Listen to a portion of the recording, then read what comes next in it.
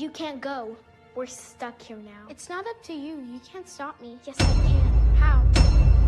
I'll kill you.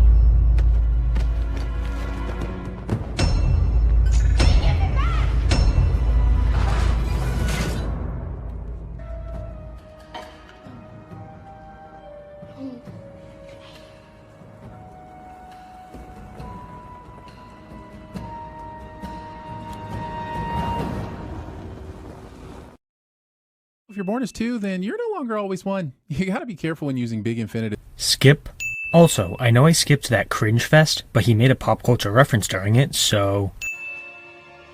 Easy there, Saul. Standing behind a tree to watch children will typically get you a visit from Chris Hansen. And yes, I'm sure he can reach you even in a galaxy far, far away. You would know, given how original Jeremy was attracted to 10-year-old Emma Watson. Also, Discount Jeremy makes a pop culture ref. Your enemies will not warn you before they attack. Using the Force, I mean the thread, on your children. Check the research, Space Witches. If spanking only reinforces trust issues and negative behavior traits, Force swatting can't be much better. Expecting witches to be good parents. You know, I really hate children. I don't want to do the Ascension. OSHA's aversion to going full witch is the focus of this episode, but the show fails to give us a deeper understanding of the motivation for her ascension hesitation. This moment hits more like a kid whining about what the family's having for dinner than an earth-shattering revelation we can relate to. Shut up, kid. Eat your tacos. This sin is extremely tone-deaf. I agree that OSHA's motivations are not as fleshed out as they should be, but you acting as if she should be going along with the religious indoctrination is pretty messed up. Religious trauma is a very real thing, dude. Ascension is about walking through fear. It is about sacrificing a part of yourself. Huh. Ascension is starting to sound like baptism night when I went to church camp. I wonder if the witches will get a new mini Bible and purity ring directly after the dip. Religion. My crew is big and it keeps getting bigger. That's 'cause Jesus Christ is my... You and your sister are special, OSHA. Repeatedly telling your children they're special. Do you want to end up with Timmy in Secret of Nim 2? Because that's how you end up with Timmy in Secret of Nim 2. Discount Jeremy makes a pop culture. The thread has tied together.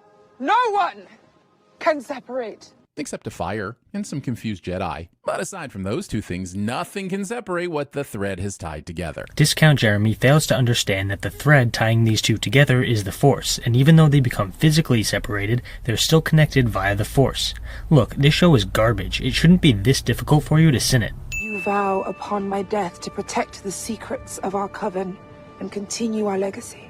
Brainwashing a minor into your cult. Wait, but earlier you said OSHA should be going along with this because her motivation for not wanting to wasn't fleshed out.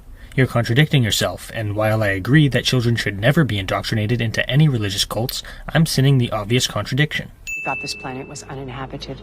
But you had to see people to know where to break in, right? So how does this excuse cover you from breaking into someone's home? Why not just ring the doorbell and hand them a pamphlet on Jedi texts? Even Jehovah's Witnesses don't break into houses, as far as I know. They knew that the witches would never accept anything the Jedi offered them, so coming into their home was the best way to deal with them directly. Anastasia, you cannot deny that Jedi have the right to test potential Padawans. With your permission, of course. So which is it? Can she not deny the Jedi the right to test Padawans, or can she withhold her permission? These sentences conflict. You complaining about a contradiction is pretty rich. I carried them. I created them. And the Jedi have a right to test them while the Coven has a right to ascend them. I think? This episode is probably supposed to help clear up some of this confusion, but it's actually just making everything muddier. As much as this episode and the whole show sucks, it's only confusing you because of your lack of brain cells. The horny girl carried them after the leader created them, and the Jedi have the right to test them because they're currently the most powerful cult in the galaxy. The Coven doesn't have the right to keep them because their magic is illegal. Now you want to be a Jedi. But as you grow, what you want, it changes. Unless you're talking about a witch, apparently. Once you want that, you want it forever, and there are no takebacks. Yes, religious people do often tend to be very narrow-minded when it comes to their religion. That's not a mistake of the episode, it's an unfortunate facet of the real world. You must have the courage to tell the truth. Requiring your potential Padawan to possess the Triforce of Courage before you'll train them to become a Jedi. That's just too much pressure. Discount Jeremy makes a pop. So Mace Fire killed all of them with what? Smoke inhalation? I'm no crime scene tech, but this all feels suspicious. Like, I'll find out more in a few episodes, but I want to know now. We find out what really happened later, so what are you yapping about? Do you really think shows will be better if every single question we have is answered immediately? Come on, man.